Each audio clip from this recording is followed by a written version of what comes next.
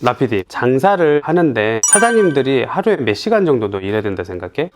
하루 종일 일하지 않아요? 맞아. 대부분 사장님들은 갈아 넣어서 아주 뒤지게 작살나게 해야 성공한다고 생각하고 있잖아. 너도 그렇게 생각해? 그렇지 않나요? no. 아니야.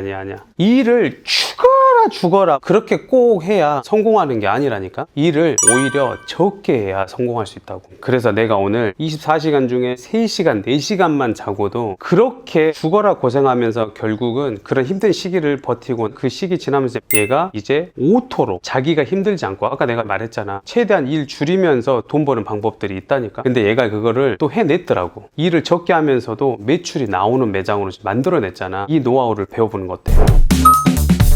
여러분, 오늘 기대하셔도 됩니다. 진짜 10년 동안 밤잠 못 자고 죽어라 고생하면서 일만 하고 살던 10년 노하우를 단 오늘 15분 만에 여러분들은 그걸 배울 수 있습니다. 먼저 모르시는 분들이 또 많으니까 자기소개 한번 해주세요. 저는 성수동에서 11년차 빵집을 운영 중이고 현재는 직영점 3개 운영하고 있는 손성필이라고 합니다. 그 치열한 성수 그곳에서 벌써 11년째지? 지난주로 이제 11년차 시작됐어요. 각종 유튜브에서 나오면서 많이 사랑받았잖아. 그때 휴먼스토리 나온 뒤로 진짜 3-4시간만 자고 했는데 요즘도 그러면 그렇게 3-4시간만 자고 일해? 요즘엔 3-4시간 정도 이제 일만 해요.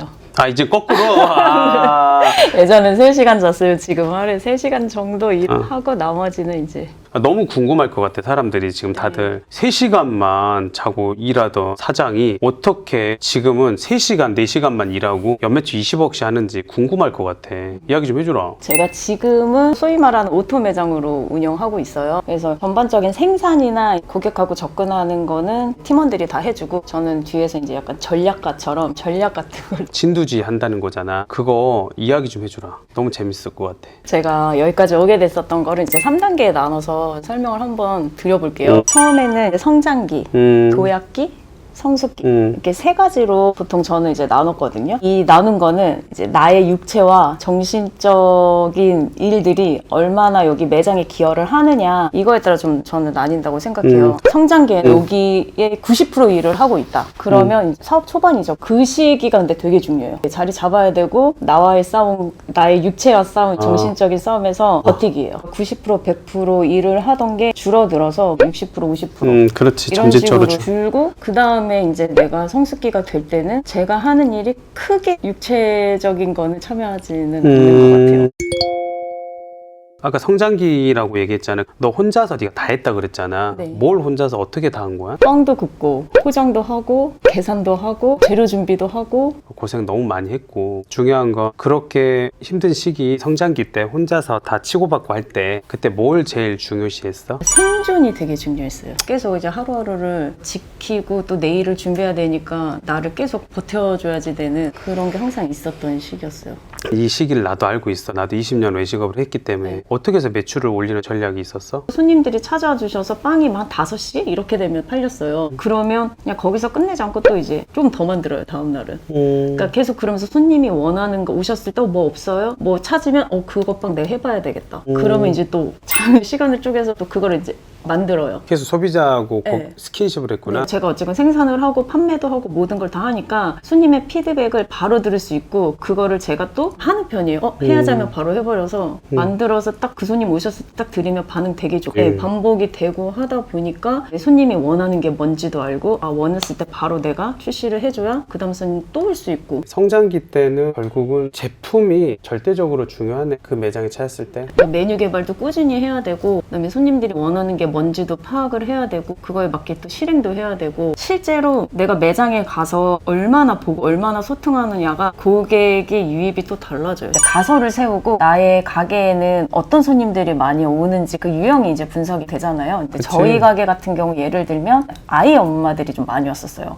우리 가게 찾는 수요층들이 이런 고객들이면 그거에 맞춰서 가설을 세우고 그에 맞는 메뉴들을 한번 풀어보고 그리고 나서 이 반응을 한번 보면서 만들어서 가설을 세우고 메뉴들을 수정 보완하면서 계속 피드백을 주고받고 고객들하고 계속 하는 거죠. 그러니까 대부분 사장들이 매장 차려놓고 올 줄 알고 있단 말이야. 이렇게 너처럼 하질 않아. 말 그대로 성장기라 해서 진짜 많이 성장을 해야 되는 시기는 맞네.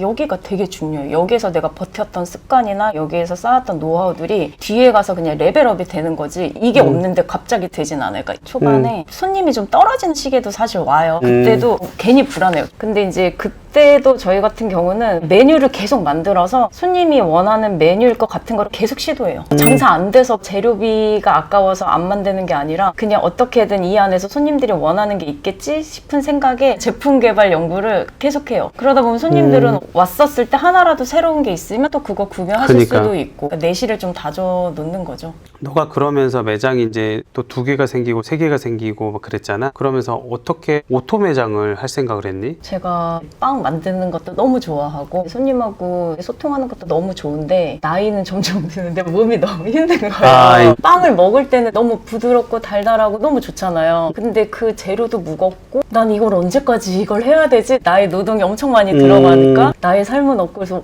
어떻게 이걸 언제까지 해야 되는 거지? 라는 생각이 계속 들면서 하루하루가 약간 불안할 때가 있었어요. 내가 좋아하는 이 빵을 오랫동안 잘 만들고 잘 팔려면 만드는 거와 파는 거를 제가 손을 놔야 되겠구나 생각해서 조금 멀리 한 발짝 떨어져서 이제 봐야 되겠다는 생각이 들면서 그때부터 이제 좀 오토로 해야 되겠다. 하나씩 단계적으로 조금 발을 뺐죠.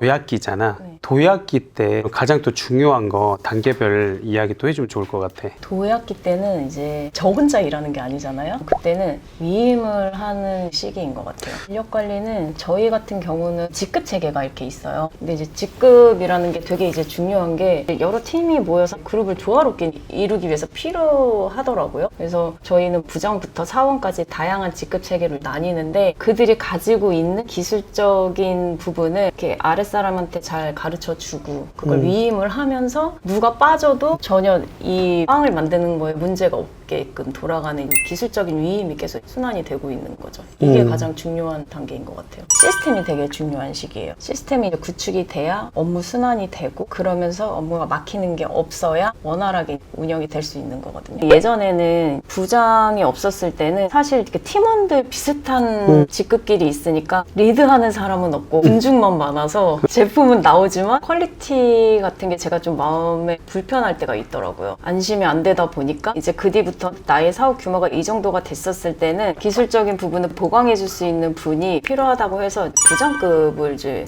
좀 세팅을 했어요. 그랬더니 아무래도 훨씬 기술이나 아니면 변수가 생겼을 때 예를 들면 어떤 사고가 생겼을 때도 경력이 안 되는 친구들은 어떻게 해야 될지를 모르거든요. 그치. 근데 경력이 있는 분들은 이런 변수가 능통해요. 이런 것들을 팀원들이 보고 배우게 되면서 관리도 하게 되고 그러다 보니까 직급은 되게 중요하다.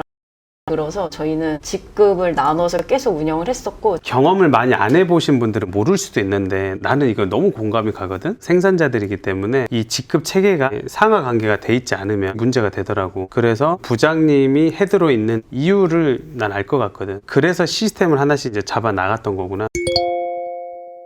성장기 때 씨앗을 뿌려놓고 그래 뿌리를 내리고 이제 줄기를 딱 세워서 도약기까지 딱 만들었어. 성숙기 이야기 또 해줘.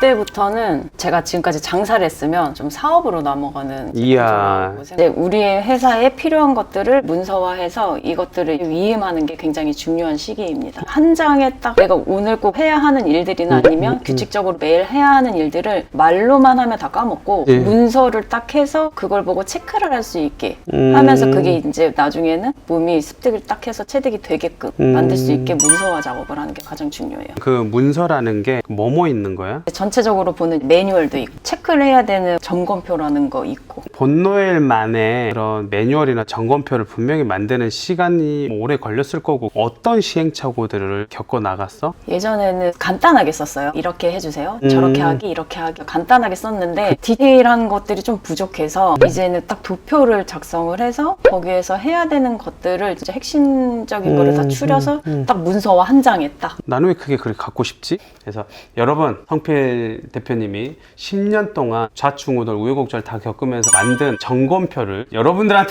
쏠 테니까 꼭 필요하신 분들은 댓글을 남겨주세요. 네, 근데 점검표를 드리는 것도 중요한데 제가 10년 동안 이제 자영업하면서 오토 매장으로 여기까지 오게 된 이제 노하우들을 제가 많이 알려드릴 거라서 더 많은 이야기는 제가 그때 잠깐 강의 때 더 많이 알려드릴 테니까 다양하게 많이 들어주시면 제가 노하우 많이 알려드리겠습니다. 너무 좋아. 외식업 사장님들도 또 돈 많이 들 것 같아.